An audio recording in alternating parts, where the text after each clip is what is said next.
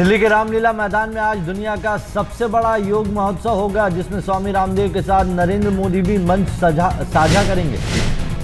योग महोत्सव में बाबा रामदेव के अलावा मुरारी बापू और रमेश भाई ओझा के अलावा देश के कई बड़े संत होंगे शामिल। योग महोत्सव का आयोजन भगत सिंह, राजगुरु और सुखदेव की शहीदी दिवस के उपलक्ष्य में किया जा रहा है। तमाम संत और मोदी शहीदों को श्रद्धांजलि देंगे। योग महोत्सव में एक मेमोरेंडम भी पेश किया जाएगा, जिसमें तीनों महापुरुषों को शहीद का दर्जा दिए जाने की सिफारिश होगी। यह राष्ट्रपति को भेजा जाएगा। योग महोत्सव इसलिए भी अहम है क्योंकि हाल ही में बीजेपी से बाबा रामदेव के फासले की खबरों के बाद बाबा रामदेव मोदी के साथ मंच साझा कर रहे हैं। टिकट कटने से नाराज बीजेपी नेता हरेन पाठक ने आडवाणी और सुषमा स्वराज से फोन पर बात कर आगे की रणनीति पर चर्चा की। हरेन पाठक का कहना है कि पार्टी के हजारों कार्यकर्ता दुखी हैं। हरेन आज 11 बजे प्रेस कॉन्फ्रेंस कर आगे की रणनीति का खुलासा करेंगे। 1000 लोग और पिछले 3 दिन में 5-7 हजार लोग यहाँ मेरे घर आए थे। उनकी आत्मा को बहुत चोट पहुंची है। अब मुझे क्या हुआ है उसको मैं कल बताऊंगा। बाड़मेर में जसवंत सिंह की टिकट कटने पर पोस्टर वॉर शुरू हो गई है। जसवंत के समर्थकों ने पोस्टर लगाकर मोदी की बीजेपी को नकली बीजेपी बताया है। पोस्टर में जसवंत के अलावा अटल और आडवाणी के फोटो भी हैं, जिन्हें असली बीजेपी बताया गया है। पोस्टर में वसुंधरा की कोई तस्वीर नहीं है। बाड़मेर सीट से जसवंत सिंह को टिकट ना मिलने पर सुषमा स्वराज ने कहा कि जसवंत सिंह की सीट पर फैसला चुनाव समिति की बैठक में नहीं हुआ है। सुषमा स्वराज ने मामले पर बोलते हुए कहा कि ये व्यक्तिगत रूप से जसवंत सिंह का टिकट कटने से वो बेहद दुखी हैं। असाधारण निर्णय अकारण तो नहीं लिए जाते, कोई ना कोई कारण रहा होगा, क्योंकि ये वो टिकट है जो चुनाव समिति में तय नहीं हुई थी, बाद में तय हुई है। कारण कोई ना कोई रहा होगा, लेकिन मुझे स्वयं को व्यक्तिगत रूप से इस निर्णय से लेकर राजस्थान बीजेपी के अध्यक्ष अशोक परनामी ने कहा है कि दिल्ली के बड़े नेता लगातार जसवंत सिंह से बात कर रहे हैं और कोई ना कोई हल निकाल लिया जाएगा। असली नकली बीजेपी वाले पोस्टर पर भी परनामी ने कहा कि जसवंत सिंह हमारे बड़े नेता हैं और बीजेपी दोनों ही असली हैं, कोई भी नकली नहीं। बक्सर सीट से बीजेपी के 4 बार के सांसद लालमुनि चौबे इस बार टिकट न मिलने से नाराज हैं। तिलमिलाए लालमुनि चौबे ने यहां तक कह दिया कि अब पार्टी में घटिया लोगों को टिकट मिल रहा है। पुराने उपेक्षित हो रहे हैं और नए नए घटिया लोगों को इसमें जगह दी जा रही है। एमपी की मंदसौर सीट से टिकट न मिलने से नाराज बंशीलाल गुर्जर के समर्थकों ने जमकर हंगामा किया। पार्टी कार्यकर्ताओं ने पार्टी से उम्मीदवार बनाए गए सुधीर गुप्ता का पुतला फूंककर अपना विरोध व्यक्त किया। हिमाचल के सीएम वीरभद्र सिंह ने कांग्रेस पार्टी के लिए प्रचार करते हुए कहा कि मोदी केवल मीडिया और अखबारों में ही छाए हुए हैं। अरविंद केजरीवाल के हरियाणा दौरे का आज दूसरा दिन है। आज केजरीवाल गुड़गांव के आप उम्मीदवार योगेंद्र यादव का प्रचार करेंगे। शनिवार को भी केजरीवाल हरियाणा में थे। फरीदाबाद में केजरीवाल को लोगों ने काले झंडे दिखाकर वापस जाओ केजरीवाल के नारे लगाए। केजरीवाल के रोड शो में बाद में हुजूम भी उमड़ा। लोगों की भीड़ को देखकर केजरीवाल ने कहा कि इस भीड़ को वोटों में बदलने की जरूरत है। जनता को सोचना ये जनता की लड़ाई है। जनता परेशान हो चुकी है। द फैक्ट कि जनता जुड़ रही है, इसका मतलब जनता दुखी है। बीजेपी को भी वो ऑप्शन नहीं मान रही है, कांग्रेस को भी ऑप्शन नहीं मान रही है। आप आदमी पार्टी के अपने उम्मीदवारों की 10वीं सूची में बिहार, गुजरात, झारखंड, केरल, महाराष्ट्र और राजस्थान की कुल 22 सीटों पर उम्मीदवार घोषित किए गए। एमपी के सागर की एक अदालत ने आम आदमी पार्टी के 10 नेताओं पर एफआईआर का आदेश दिया है। नेताओं में केजरीवाल का नाम भी शामिल है। केजरीवाल, शाजिया अल्मी, राजमोहन गांधी, आशुतोष और सागर से आप उम्मीदवार अतुल मिश्रा पर राष्ट्रीय ध्वज के अपमान का केस होगा दर्ज।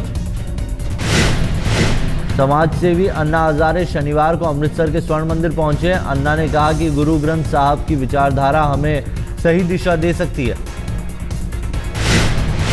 अरविंद केजरीवाल के सवाल पर अन्ना तिलमिला गए। उन्होंने कहा कि केजरीवाल के बारे में बात मत करिए। अन्ना ने यह भी कहा कि वो आखिरी सांस तक समाज सेवा करते रहेंगे।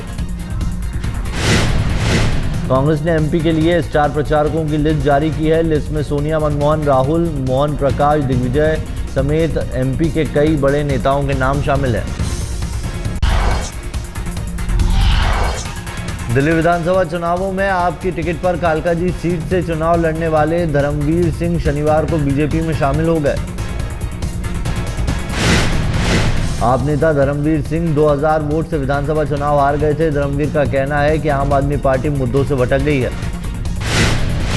बेंगलोर में केजरीवाल का फंड रेजिंग डिनर अब सवालों में है। बीजेपी और जेडीएस ने सवाल उठाया है कि आखिर केजरीवाल के डिनर की वीडियो रिकॉर्डिंग क्यों नहीं कराई गई। केजरीवाल की डिनर पार्टी को लेकर दोनों पार्टियों ने चुनाव आयोग से शिकायत की और कहा कि गंभीरता से इसे मॉनिटर किया जाना जरूरी है। कर रहे हैं और that is a fund raising dinner. तो ये हम लोग के जानकारी में है ये बात कि फंड रेजिंग डिनर हुआ था। और तो ट्रांसपेरेंट वे में अगर कोई फंड रेजिंग काम कर रहे हैं तो उनसे हमारी उम्मीद सिर्फ यही रहेगी कि बाद में उसका वो पूरा अकाउंट बताएं कि कैसे किस तरह से उन्होंने रेज किया और किस तरह से फिर स्पेंड किया। कि इस तरह का डिनर। ममता बनर्जी की तृणमूल कांग्रेस ने लोक लुभावन वादों से सजा अपना मैनिफेस्टो शनिवार को पेश कर दिया।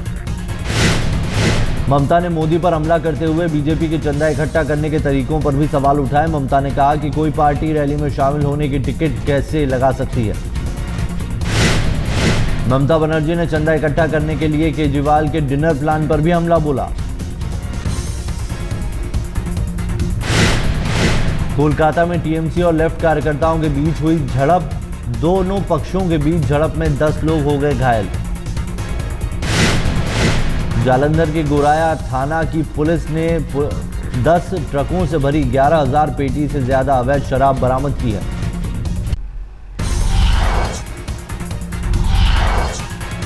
समाजवादी पार्टी प्रत्याशी वीरेंद्र सिंह ने कहा है कि मुजफ्फरनगर दंगों का पार्टी के लिए चुनावों में पॉजिटिव असर देखने को मिलेगा और मुसलमान एसपी को वोट देंगे। यूपी चुनावों पर दंगों के असर पर वीरेंद्र सिंह बात कर रहे थे। एसपी प्रत्याशी वीरेंद्र सिंह ने यह विवादित बयान शनिवार को नामांकन भरने के बाद दिया।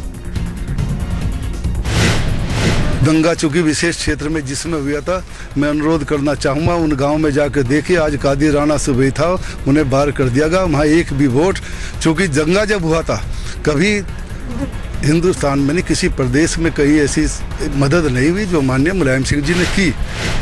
हमीरपुर से समाजवादी पार्टी के उम्मीदवार विश्वंबर प्रसाद निषाद के समर्थक खुलेआम हथियार लहराते हुए सड़कों पर नेताजी के साथ चलते हुए दिखाई दे रहे हैं। समाजवादी पार्टी नेता आचार संहिता का खुलेआम मखौल उड़ा रहे थे, लेकिन जिला प्रशासन न जाने किस दबाव में विश्वंबर प्रसाद के खिलाफ कोई कार्रवाई नहीं कर रहा है। हापुड़ लोकसभा सीट से नामांकन भरने पहुंची नगमा के साथ छेड़खानी की घटना हुई। छेड़खानी करने वाला कोई और नहीं बल्कि कांग्रेस का ही एक नेता था। कांग्रेस विधायक गजराज शर्मा की हरकत पर नगमा ने सरेआम विधायक को झिड़क दिया, लेकिन जुबान बंद रखी। कांग्रेस के बाकी नेता विधायक गजराज को मर्यादा का पाठ पढ़ाने लगे। वो बड़े परिपक्व नेता हैं, 4 बार के सदन के मेंबर हैं और 3 बार चुनाव भी हारे हैं। उन्हें अपनी गरिमा में रह करके और अपनी प्रतिष्ठा को देखते हुए कोई कार्य करना चाहिए। फिल्म स्टार संजय दत्त शनिवार को वापस येरवडा जेल पहुंच गए। शुक्रवार को मुन्ना भाई की 3 महीने की पैरोल की अवधि खत्म हो गई थी।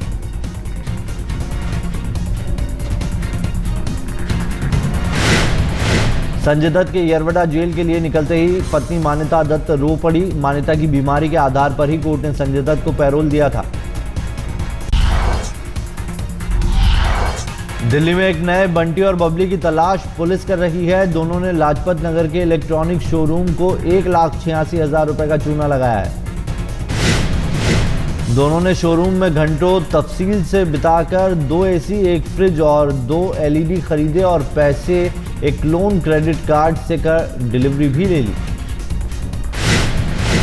शोरूम को बैंक से पैसे नहीं आए, जांच की तो पता चला कि क्रेडिट कार्ड लोन था और जिस पते पर सामान भिजवाया गया था वो भी फर्जी था। पुलिस के हाथ मामले में अब तक खाली है। शोरूम की सीसीटीवी फुटेज की तस्वीरें ही आरोपियों तक पहुंचने का एकमात्र सुराग है। भोपाल में एफसीआई के जीएम को सीबीआई ने 5 लाख रुपए रिश्वत लेते हुए रंगे हाथों गिरफ्तार किया है।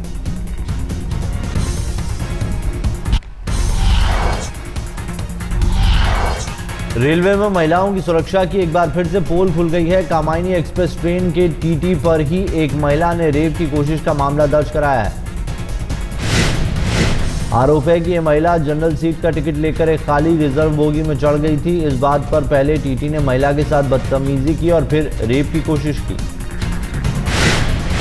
मुंबई के कल्याण लोहमार्ग पुलिस थाने में टीटी के खिलाफ मामला दर्ज किया गया है। पुलिस मामले की जांच कर रही है। मुंबई लोकल में नाला सुपारा स्टेशन के पास चलती ट्रेन में एक महिला पर अचानक किसी ने चाकू से हमला कर दिया, जिससे महिला की मौत हो गई। अब तक हत्यारे का पता नहीं चल पाया। चलती ट्रेन में महिला पर हमला किसने किया, वसई रेलवे पुलिस फिलहाल जांच में जुटी हुई है। छत्तीसगढ़ में आईबी के अलर्ट के बाद नक्सलियों से निपटने के लिए सुरक्षा के बंदोबस्त कड़े कर दिए गए हैं। 6000 स्पेशल कमांडो इलाके में तैनात कर दिए गए हैं।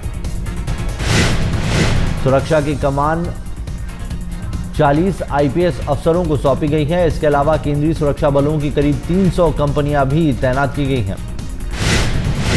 चांदनी चौक से बीजेपी उम्मीदवार डॉक्टर हर्षवर्धन चुनावी अभियान के तहत गुरु हनुमान अखाड़ा पहुंचे। अखाड़े में हर्षवर्धन का जोरदार स्वागत हुआ। हर्षवर्धन ने पहलवानों से वोट मांगते हुए खेल और खिलाड़ियों के उत्थान की योजनाएं लाने के वादों की यहां बौछार कर दी। ग्रेटर नोएडा में तेंदुए का आतंक अब भी कम नहीं हुआ है। पूरे इलाके में दहशत है और वन विभाग की टीमें तेंदुए की तलाश में जुटी हुई है। पश्चिमी दिल्ली के उत्तम नगर मर्डर केस को पुलिस ने सुलझाने का दावा किया है। पुलिस ने उत्तम नगर के ही रहने वाले 2 युवकों को गिरफ्तार किया है। दोनों लड़के ड्रग एडिक्ट हैं। एक उसी घर में काम करता था तो दूसरा बीए सेकेंड ईयर का स्टूडेंट था। आरोपियों ने घर में घुसकर लूटपाट की थी। पुलिस ने वो हथौड़ा भी बरामद कर लिया है जिससे बच्चे पर वार किया गया था। इसके अलावा लूटी गई ज्वेलरी, मोबाइल और लैपटॉप भी बरामद कर लिए गए हैं। दिल्ली पुलिस ने एक फर्जी डीआईजी को गिरफ्तार किया है। फर्जी अफसर की शान और शौकत ऐसी थी कि अच्छे लोग चकमा खा गए। क्राइम ब्रांच ने इस फर्जी डीआईजी को गिरफ्तार किया है। आरोपी ग्रेटर कैलाश के एक बड़े फ्लैट में रहता। दिल्ली पुलिस ने शकरपुर इलाके से एक्सपायरी डेट के कॉस्मेटिक्स बरामद किए हैं। इन कॉस्मेटिक्स की कीमत लाखों रुपए बताई जा रही है। आरोप है कि ब्रांडेड कॉस्मेटिक के नाम पर एक्सपायरी डेट का माल बाजार से कौड़ियों के दाम पर खरीदकर ऊंची कीमतों पर बेचे जा रहे थे। दिल्ली के शालीमार बाग में आपसी झगड़े में बीच बचाव करने गई एक महिला के सिर पर लाठी लगने से मौत हो गई। इसके अलावा 6 लोग घायल हो गए। ओल्ड फरीदाबाद की मार्केट में देर रात एक साड़ी की दुकान में आग लग गई। घंटों की मशक्कत के बाद आग पर काबू पाया गया। आग लगने के कारणों का पता नहीं चल पाया है, लेकिन हादसे में करीब 15 लाख से ज्यादा का माल जलकर खाक हो गया। गाजियाबाद में युवती के साथ गैंगरेप का मामला सामने आया है। युवती का उसके घर के पास से अपहरण करने के बाद जबरन नशीला पदार्थ खिलाकर रेप किया गया।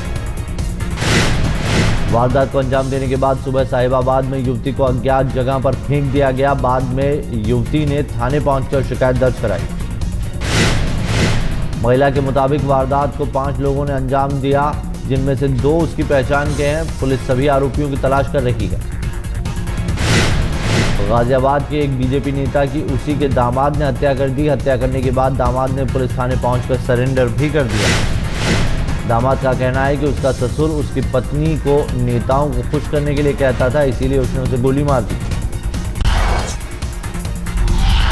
आज T20 वर्ल्ड कप में भारत का मुकाबला वेस्टइंडीज से मीरपुर में होगा। भारतीय वक्त के मुताबिक मैच शाम 7 बजे शुरू होगा। अपने पहले मुकाबले में भारत ने पाकिस्तान को 7 विकेट से हराकर टूर्नामेंट में शानदार आगाज किया है। वेस्टइंडीज पिछले T20 वर्ल्ड कप की चैंपियन रही थी। डैरेन सैमी की कप्तानी में वेस्टइंडीज भारत के खिलाफ अपने मिशन की शुरुआत करेगी। कप्तान सैमी को अपने बल्लेबाजों पर इतना भरोसा है कि उन्होंने टीम इंडिया को चुनौती दी है कि अगर भारत उन्हें रोक पाए तो रोक ले। क्रिस गेल और सुनील नरेन से हो सकता है भारत को खतरा। गेल ने भारत के खिलाफ 2 T20 मैचों में 120 रन बनाए हैं और 98 रन उनका बेस्ट है। वहीं सुनील नरेन आज भारत के खिलाफ अपना पहला मैच खेलेंगे। गुरुवार को T20 वर्ल्ड कप में बारिश से प्रभावित मुकाबले में डकवर्थ लुइस नियम से न्यूजीलैंड ने इंग्लैंड को 9 रन से हरा दिया। पहले खेलकर इंग्लैंड ने 172 रन बनाए थे। न्यूजीलैंड 5.2 ओवर में 1 विकेट के नुकसान पर 52 रन बनाकर ही मैच जीत गया। गुरुवार को ही T20 वर्ल्ड कप में श्रीलंका ने दक्षिण अफ्रीका को करीबी मुकाबले में 5 रनों से हरा दिया। पहले खेलकर श्रीलंका ने 165 रन बनाए, जबकि दक्षिण अफ्रीका की टीम 20 ओवरों में 160 रन ही बना पाई। आज मीरपुर के ही मैदान पर पाकिस्तान और ऑस्ट्रेलिया के बीच भी मुकाबला होगा। पाक और दक्षिण अफ्रीका के बीच मैच दोपहर 3 बजे शुरू होगा।